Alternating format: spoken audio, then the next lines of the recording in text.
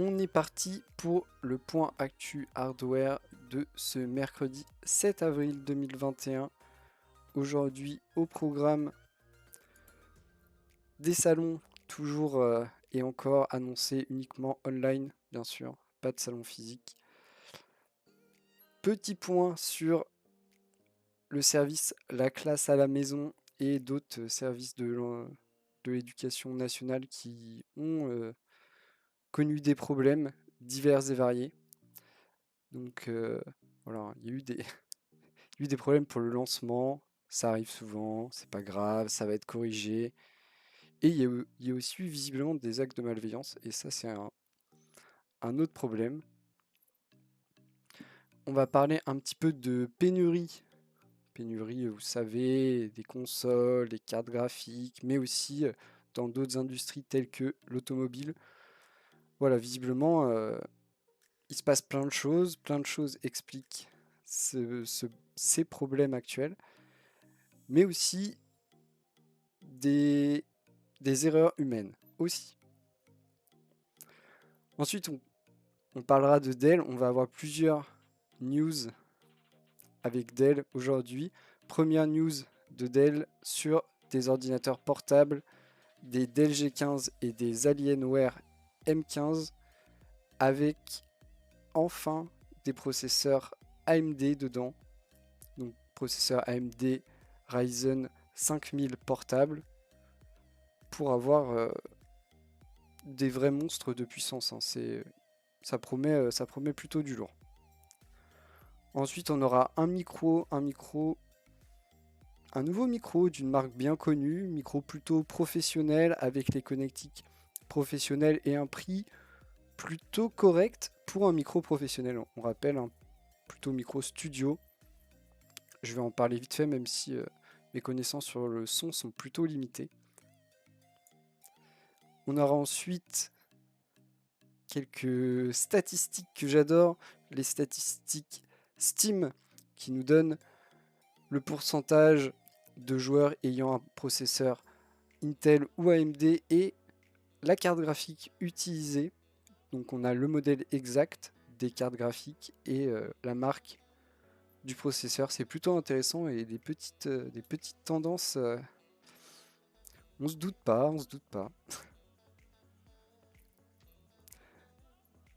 On finira avec autre news de Dell, des écrans pour un peu tous les goûts, mais ça reste Dell. Ça va être un truc assez haut de gamme, assez cher, design assez sobre, des caractéristiques plutôt sympas sur le papier, du Dell classique.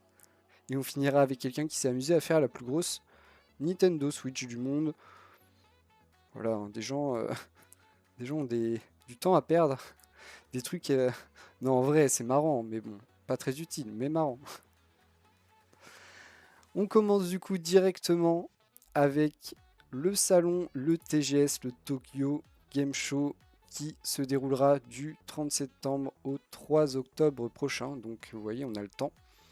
Et il est d'ores et déjà annoncé comme étant un événement uniquement online, pas d'événement physique. Il est toujours trop tôt pour prévoir des événements qui a pour but de regrouper des gens du monde entier autour d'un événement. Toujours bien trop compliqué, donc ils assurent leurs arrières, ils affirment faire ils affirment, c'est pas le bon mot, mais on nous dit ici que cette année ce sera encore du online. On verra pour 2022, mais pas de prise de risque, ils ont bien raison. Tokyo Game Show en plus qui est quand même un des gros salons du monde, donc clairement c'est le genre de truc, ce serait compliqué s'il faisait uniquement pour les gens, uniquement pour les Japonais, ça aurait plus grand chose à voir. Mais au moins il prévoit, ce qui n'est pas le cas pour tous les salons, là, c'est quand même dans longtemps. On va parler vite fait de cette histoire de la classe à la maison qui a été perturbée par des problèmes. Alors, deux versions des faits, bien sûr, comme dans beaucoup d'histoires. Il y a eu des problèmes sur des plateformes pédagogiques de l'éducation nationale hier, donc le jour de rentrée en ligne, le jour de rentrée en ligne, sur notamment les services, la classe à la maison, mais aussi l'espace numérique de travail et la messagerie Pronote et le site monlycée.net. En tout cas, plein de choses, tout un tas de services dans la galaxie de services qu'a l'éducation nationale pour gérer cette histoire de cours à distance. Et pour l'instant, on ne sait pas trop la vérité. On imagine bien, ayant un peu de connaissances, qu'en général, les systèmes sont sous-dimensionnés et quand arrive un afflux de personnes d'un coup sur un site, ça a tendance à pas tenir. Le gouvernement s'est expliqué en disant, là aussi c'est un peu compliqué, mais ils ont dit oui, c'est la faute de cyberattaques et c'est la faute à OVH. Voilà ce qu'ils ont dit en gros.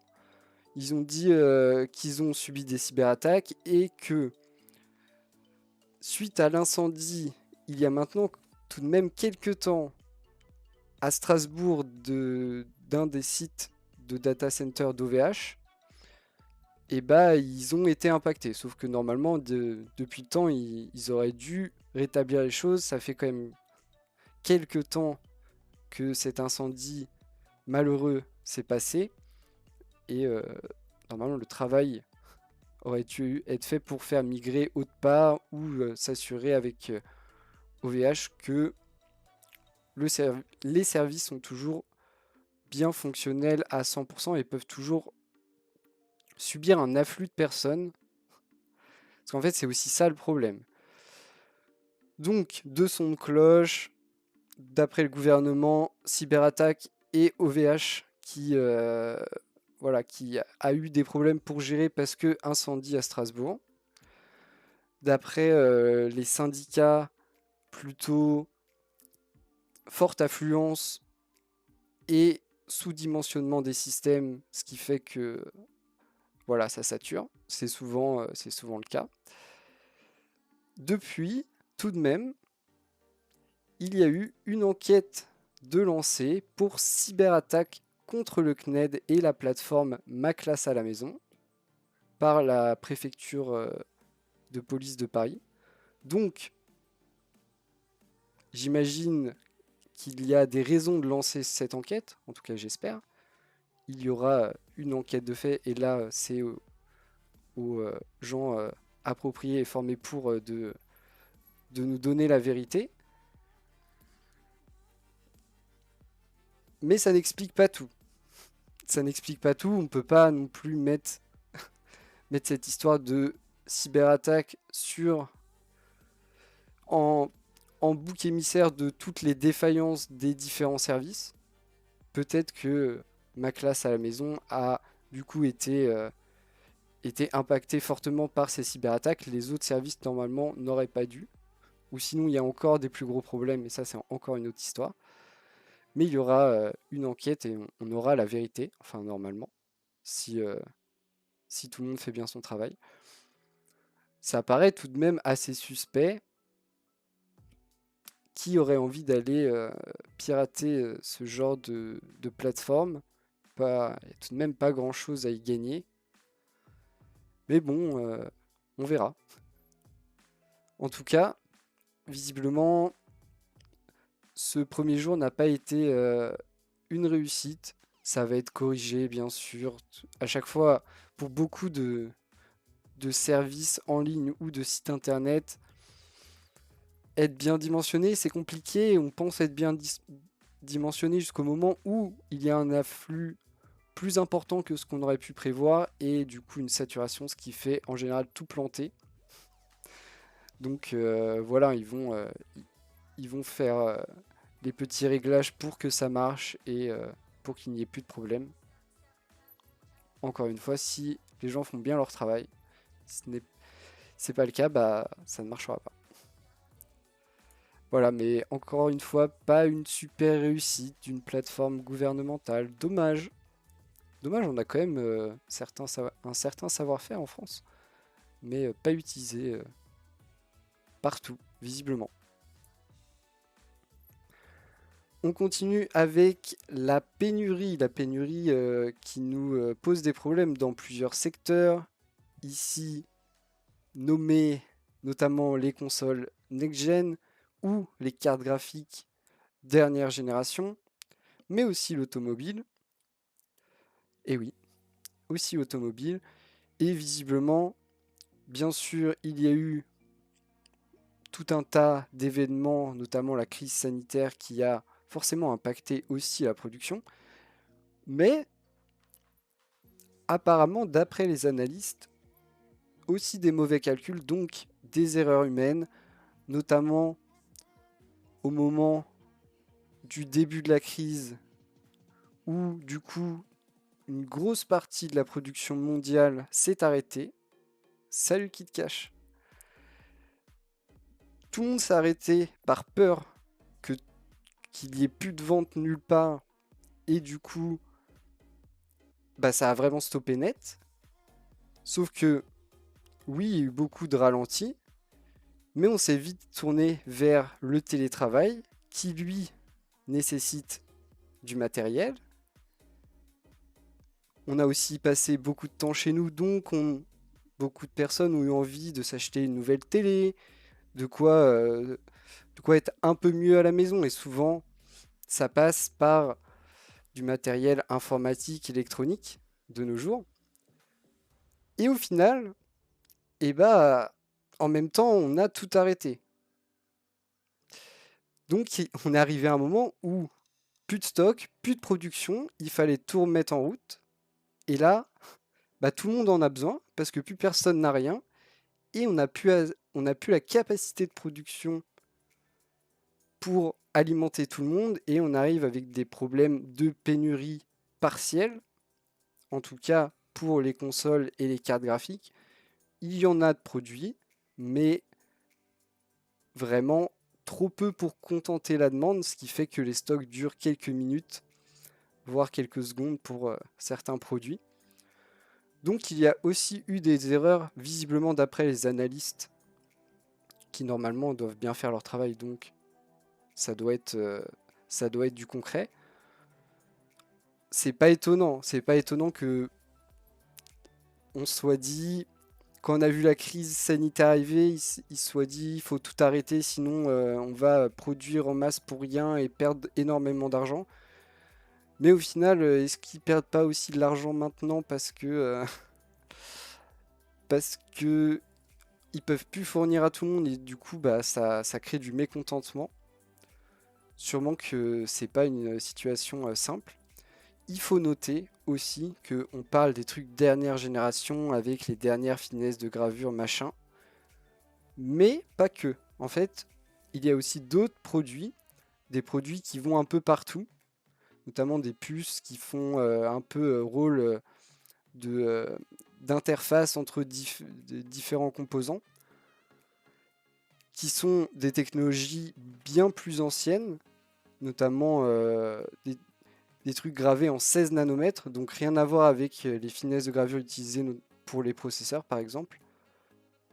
Et bah ça aussi il manque, parce que ça aussi, on a arrêté la production, du coup tout le monde a écoulé ses stocks et maintenant on reproduit, mais on peut pas contenter tout le monde, et le plus gros problème pour ces technologies anciennes, c'est qu'on ne va pas augmenter la production. En aucun cas on ira augmenter la production, c'est produit dans des sites qui sont amortis depuis bien longtemps vu que ce n'est pas une nouvelle technologie, et ils vont pas aller installer des nouvelles lignes de prod qui vont leur coûter de l'argent alors qu'ils ont déjà des lignes amorties sur des vieilles technologies qui sont probablement pas le futur. Donc probablement peu d'investissement du côté des composants qui qui ne bénéficient pas des dernières technologies. Là où on sait que, par exemple, pour les cartes graphiques ou les consoles next-gen, on parle des dernières technologies, on parle du 7 nanomètres ou du 8 nanomètres, que ce soit TSMC ou Samsung. Et sur ces productions-là, on va augmenter petit à petit la production, vu que c'est notre avenir, même si on va aussi aller chercher des finesses de gravure toujours plus basses, on va aussi augmenter les derniers trucs qu'on développe, parce qu'on peaufine aussi les processus. Donc là-dessus, il y a un peu moins de peur à avoir. On sait que TSMC a prévu d'augmenter sa production en 7 nanomètres et d'aller chercher le 5 nanomètres. Samsung a aussi prévu d'augmenter et de vendre un max qu'ils peuvent, hein. Samsung, ils sont plutôt bien et ils prévoient des bonnes croissances et aussi d'aller chercher des processus avec des finesses de gravure toujours plus basses. Donc voilà, tout le monde va pas le vivre de la même façon, les problèmes vont pas être réglés en même temps non plus. Mais tout ça fait que il se passe beaucoup de choses. Voilà, il n'y a pas eu que des erreurs, il y a aussi un contexte mondial qui fait que c'est compliqué. Et aussi la hausse des coûts de transport. Mais clairement, les éclaircies, c'est pas pour tout de suite. C'est vraiment, la machine est vraiment grippée. Il va falloir travailler dur pour la remettre en marche et qu'elle reprenne son rythme de croisière. Et en plus, il y a un peu le problème de pendant ce temps-là, les gens attendent toujours, en veulent toujours. Et par exemple, pour les nouvelles consoles, de plus en plus de personnes se disent j'aimerais bien l'avoir maintenant, je la voulais pas forcément à la sortie, mais maintenant c'est plus la sortie et j'aimerais bien avoir aussi la mienne. Donc, toujours plus de demandes. Donc forcément, ça fait que bah, les stocks durent toujours aussi peu de temps et il y a toujours autant de gens qui la veulent. Et voilà, c'est quelque chose qui va se prolonger. Là, on prévoit 2022. Encore une fois, ce sont des prévisions, hein, il y a rien de sûr. Et tout ne se réglera pas en même temps. Ça dépend aussi de l'investissement de chaque entreprise pour augmenter leur production. Comme je vous ai dit, pour ce qui est du 16 nanomètres, normalement, la plupart des entreprises censées n'investiraient jamais d'argent pour augmenter leur production. Peut-être qu'il y a un monde où, je sais pas, la Chine va décider d'augmenter sa production parce qu'ils y voient un intérêt quelconque, je ne sais pas. Même si c'est pas censé arriver, rien n'est gravé dans le marbre, donc des choses peuvent changer et des entreprises peuvent voir des opportunités là où nous on les voit pas, parce qu'on n'a pas forcément la même vision qu'eux. Mais tout ça est très intéressant. Seul point noir, c'est les beaux jours, pas pour tout de suite, et la disponibilité en masse, pas pour tout de suite, à part chez Intel qui, eux ils se débrouillent bien. Franchement, c'est vraiment les seuls à avoir sorti pour l'instant quelque chose, on peut pas dire, enfin c'est dernière génération, mais qui bénéficie pas forcément des dernières technologies, même s'ils bénéficient des dernières technologies d'Intel. Mais ils ont du stock, de la disponibilité, ils ont des prix corrects parce que les mêmes que ceux annoncés. Donc en vrai, eux, ils ont réussi à casser le jeu et à battre tout le monde sur ce coup.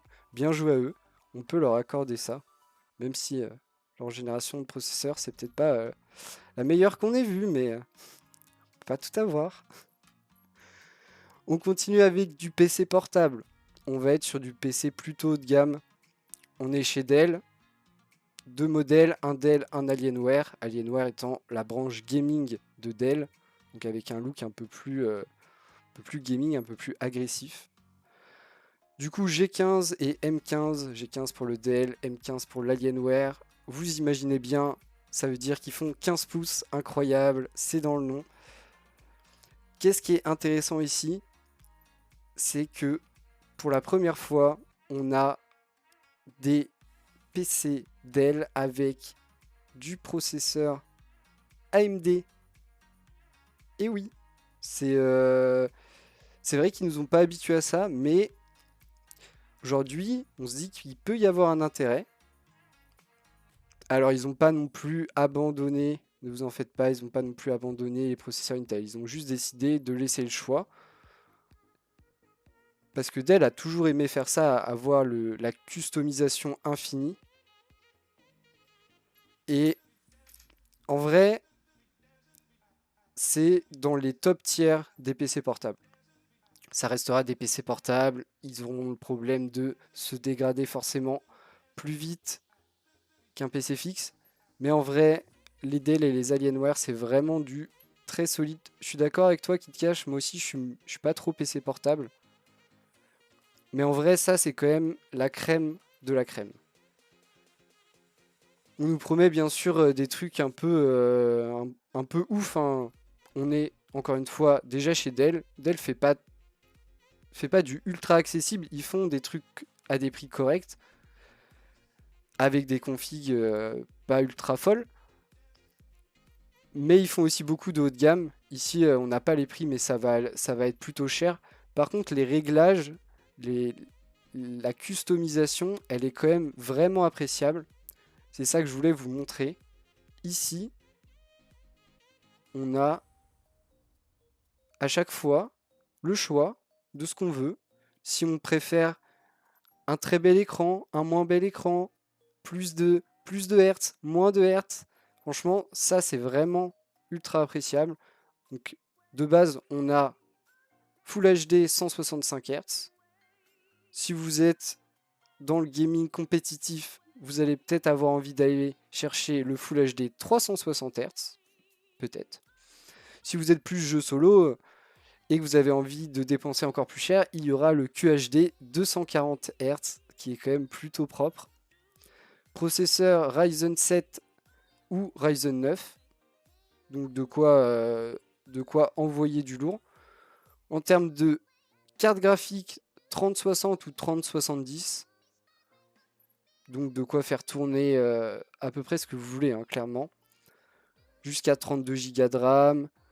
Jusqu'à 2 Tera de SSD et 4 Tera de disque dur. Tous les ports qui régalent. On n'a pas de Thunderbolt, par contre. C'est le seul truc qu'on peut souligner. Et les dernières connectivités sans fil, en vrai, c'est plutôt propre. À partir de un peu moins de 1800 $. Donc pour 1800 $, j'imagine que vous avez le Ryzen 7, vous avez l'écran Full HD 165 Hz et une 3060. On n'a pas le prix maximum, et oui, ça peut atteindre des prix assez indécents, mais il y a beaucoup de PC portables gaming entre 2 et 3000 euros avec ce genre de config. 1800 $ pour un Ryzen 7 minimum et une 3060, c'est très correct, hein. C'est très très correct comme prix. Franchement, les PC portables gaming sont très très chers en général. Et du coup, c'est une édition spéciale, hein, c'est une édition Ryzen Edition. Il existe toujours des versions Intel. Ne vous en faites pas si vous êtes toujours fanboy d'Intel. Il n'y a aucun problème, on respecte et il y a du choix pour tout le monde. Et sinon, il existe la version bien plus sobre, le Dell G15. Et pareil, on a du choix entre Intel et AMD. Mais on sera sur des configs moins puissantes tout de même. En termes de carte graphique, il y a un petit truc étrange. Sur la version AMD, on va vous mettre une 3060, donc vous êtes très heureux. Sur le premier prix, sur le premier prix de la version AMD, vous avez une 3060, donc plutôt très heureux. Sur le premier prix de la version Intel, vous avez une 1650. Donc beaucoup moins heureux d'un coup, tout de même. Qu'on peut se dire la version AMD va coûter bien plus cher que la version Intel, et en fait non. Il y a seulement 50 € d'écart. Et ça, je vous avoue que c'est un peu la question là-dessus. Moi, pour 50 €, je prends la 3060. Peu importe le processeur qu'il y a avec, la différence entre une 1650 et une 3060, c'est quand même assez énorme. Du coup, 950 € la version de base AMD. On ne sait pas exactement quel processeur sera dedans, mais on sait qu'on aura une 3060 pour 950 €. Et ça, par contre, c'est plutôt attractif comme prix. Ce sera disponible, alors que je vous dise pas de bêtises, la version Intel à partir du 13 avril, donc très bientôt, et la version AMD le 4 mai, donc un peu plus tard. J'irai voir hein, franchement quand ça sortira sur le site de Dell. Très curieux de voir clairement quel processeur on a pour cette version de base à 950 € avec une 3060. Ça peut être un appareil ultra intéressant parce que vraiment, moins de 1000 € 3060, si vous avez un processeur performant, il y a moyen de bien régaler quoi. Ce qui est sympa, c'est aussi de laisser le choix. Et en vrai, moi, je trouve ça vraiment cool d'avoir cet aspect customisation où, ok, on peut à la limite avoir tous le même châssis de base de PC, mais à l'intérieur, vous mettez ce dont vous avez besoin, ce qui vous fait envie et vraiment de l'adapter à votre utilisation de l'appareil. Il y a des gens qui ont besoin de beaucoup de stockage, d'autres non. Il y a des gens qui ont besoin de quelque chose de très performant, d'autres non. Pareil, les écrans, c'est vachement bien de laisser le choix. Bon, la fréquence de rafraîchissement, oui, mais aussi la résolution. Ça, c'est cool. J'ai noté en plus qu'on n'a pas fait l'erreur d'aller chercher des écrans 4K en 15 pouces. Moi, je vous avoue que je trouve ça un peu too much de la 4K sur 15 pouces. Mais après, ce sera au goût de chacun. Mais vraiment, je trouve ça intéressant et c'était pas trop vraiment Dell, c'était Intel. Intel d'abord et, et c'est plus le cas. Et c'est bien parce que ces nouveaux processeurs AMD sont vraiment au taquet, ils sont performants et ils méritent leur place partout au même titre que Intel. Donc c'est bien, vraiment très bien de laisser le choix aux consommateurs de prendre ce qu'ils veulent. On continue avec un micro, je vais vous en parler vite fait parce que j'ai à peu près zéro connaissance dans le son. Un micro d'une marque plutôt très connue sur internet, la marque Blue. Vous connaissez probablement le Yeti, le Blue Yeti, que beaucoup de streamers, enfin pas tant que ça, mais pas mal de streamers ont tout de même, qui a l'avantage d'être un micro plutôt qualitatif tout en gardant une connexion USB. Ici, pas du tout, hein. Ici, on est dans le vrai micro studio qui est, attention, je vais vous sortir, sortir du langage de micro cardioïde. Alors, bien sûr, je suis allé me renseigner pour savoir ce qu'était cardioïde. En fait, il capte très bien devant, il atténue sur les côtés et il est censé ne pas capter derrière lui. Donc voilà. Il est bien sûr en XLR, donc il faut soit un truc préamplifié, soit un ampli de 48 volts, si je me souviens bien, pour les techniciens du son. Mais en vrai, on est sur du micro haut de gamme, du micro studio, à un prix assez correct. On garde dans l'esprit que c'est un micro studio. Il coûte 200 €, ce qui est ok tiers pour un très bon micro, pour les gens qui font notamment du podcast ou de la radio amateur, ou je sais pas, ou du streaming. Hein, mais bien sûr, il vous faudra du coup de quoi gérer cette connectique XLR et du coup l'amplification liée au XLR forcément. Donc nouveau modèle de Blue qui innove un peu en passant sur quelque chose de plus haut de gamme que ce qu'ils avaient l'habitude de faire. Et visiblement ça marche bien. D'après les tests, c'est plutôt une bonne réussite et encore une fois un prix très correct pour un micro plutôt professionnel. Encore une fois, j'ai à peu près zéro connaissance dans le son, donc si j'ai dit trop de bêtises, corrigez-moi et pardonnez-moi. Je ferai amende honorable. On continue avec des stats données par Steam et des stats qu'on aime beaucoup.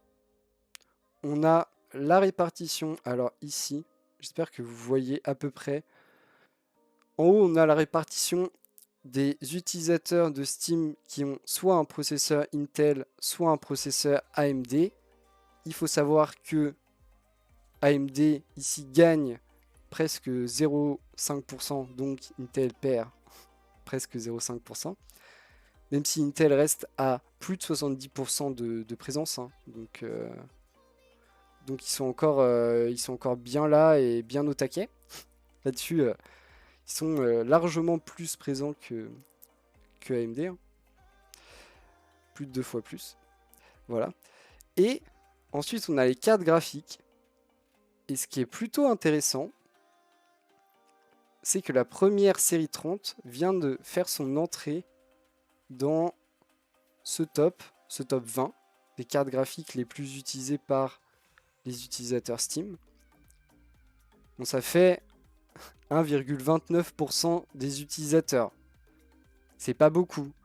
Mais ça veut dire qu'il y a tout de même eu assez de cartes vendues pour que ça arrive dans ce top 20 des utilisations des cartes sur Steam. Donc ça veut tout de même dire qu'il y a eu pas mal de cartes vendues, hein, même si il n'y en a pas disponibles, que les stocks tiennent quelques secondes, quelques minutes, si c'est à des moments de faible affluence. Il y a quand même eu beaucoup de cartes produites et vendues à de nombreux utilisateurs et de nombreux gamers. Ça rassure de se dire ça. On voit que on est un peu en dessous des 2060 Super. Peut-être que bientôt on verra les 3060 ou 3060 Ti arriver, j'espère. La carte la plus utilisée sur Steam à l'heure actuelle, c'est la 1060, suivie de la 1050 Ti et de la 1650. Comme je vous le dis souvent, les cartes les plus bas de gamme et les plus accessibles pour du gaming, hein, bien sûr, pour du gaming, sont les plus vendues et on le voit ici. La 1060 qui représente quasiment 9,5% des cartes utilisées sur Steam. Et comme d'habitude, AMD très peu présent dans ce top 20, seulement présent 2 fois avec la RX 580 qui fait 2,13% et la 570 qui fait 1,55%. Moi j'ai une 1660 Super, 2,51%. Et toi qui te caches, tu as une 1080, 2,01%. Donc voilà, hein, chacun voit midi à sa porte. Chacun a ce qu'il doit avoir, ce qui lui plaît, ce qu'il lui faut. Mais on voit que les séries 1000 sont encore très très présentes chez une majorité des joueurs et font toujours le top du classement. Et encore une fois que les modèles les plus bas de gamme sont les plus vendus, clairement. Donc c'est plutôt intéressant. Après, les variations sont pas énormes. Hein. Vous voyez, au maximum, on a voilà, la 1650 qui a gagné 0,15%. Donc c'est pas beaucoup. Mais c'est vachement intéressant d'avoir ce genre de chiffres. Et on voit du coup la 3070 qui vient de rentrer dans le classement qui a pris 0,17%. Donc ça grimpe, hein, ça grimpe plutôt bien. Même si il n'y en a pas en stock. On revient avec Dell. Dell qui nous régale avec des écrans. Encore une fois, on donne le choix, 4 modèles et de quoi ravir pas mal de monde, même si on est sur quelque chose, encore une fois, Dell. Donc, peu probable que ça soit très accessible. J'espère que ça sera un prix correct tout de même.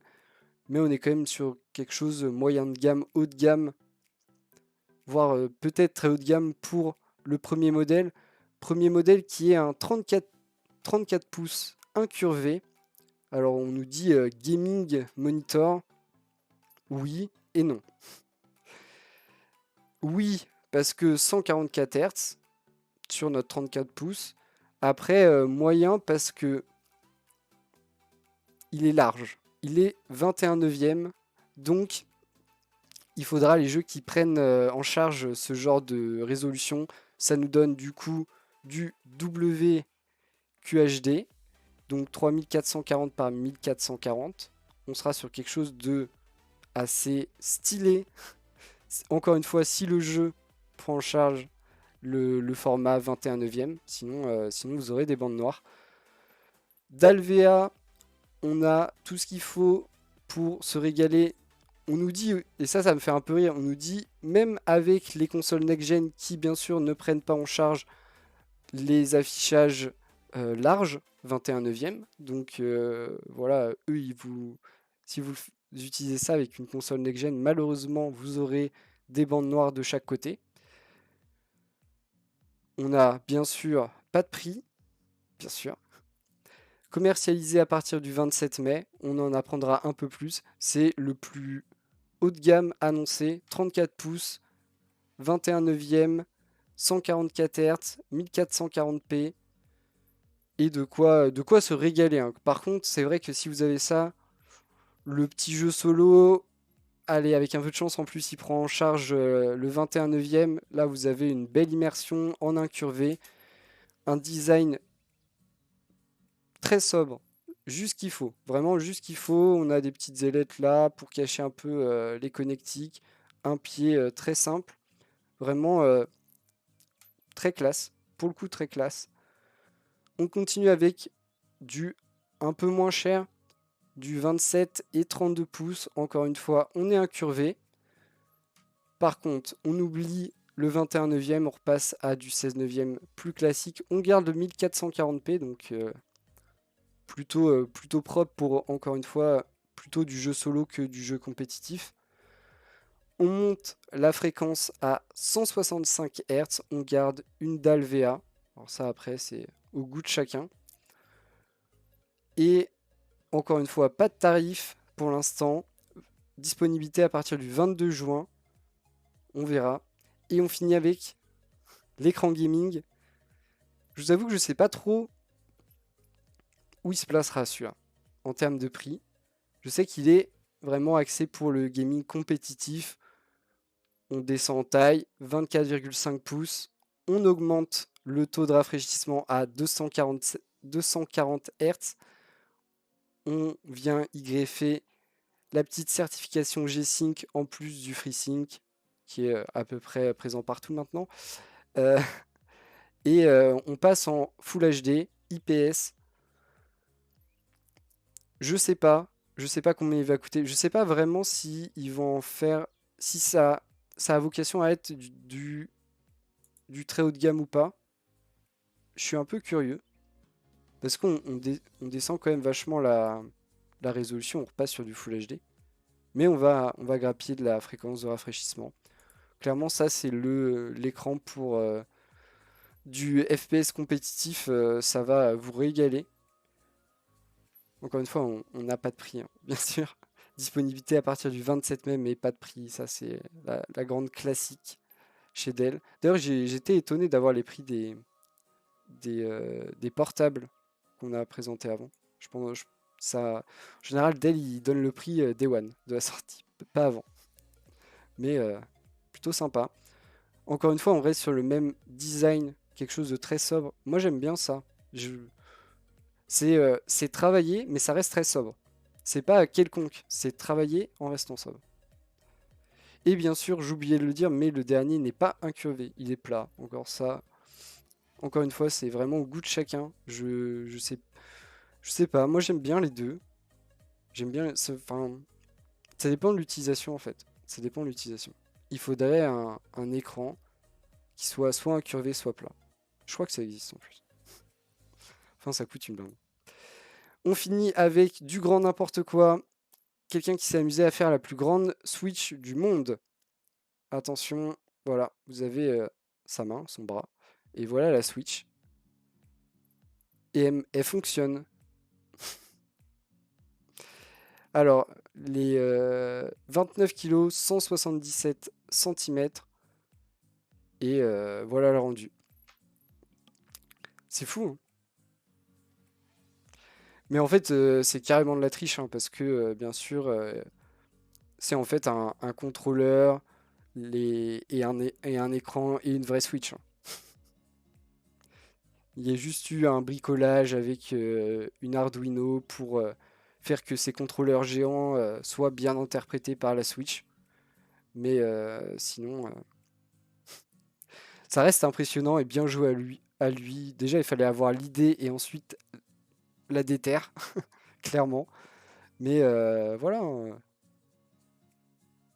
Par contre, visiblement, elle sera bien utilisée. On nous dit qu'il en a fait don à un hôpital spécialisé enfin spécialisé pour les enfants à Memphis, au, au Tennessee. Donc du coup, on peut que le féliciter. Franchement, si derrière c'est des enfants qui s'en servent, des enfants hospitalisés, et bah bien joué à lui. C'est euh, c'est un crack, c'est un crack. Parce que j'avoue qu'étant enfant, le truc est plutôt stylé. Le truc est plutôt stylé, donc bien joué à lui. En vrai, on finit là-dessus, c'est plutôt propre. Je suis bien content de finir là-dessus. J'avoue que j'avais même pas lu jusque-là l'article. Mais bon, très propre. J'espère que vous avez apprécié ce point actu avec assez peu de titres, mais des titres intéressants. J'espère que vous avez passé un bon moment et appris des trucs. Comme d'habitude, je vous invite à faire des retours. Et, euh, et voilà, on se retrouve demain pour la suite de l'actualité hardware et des nouvelles actus comme tous les jours. Merci d'avoir regardé.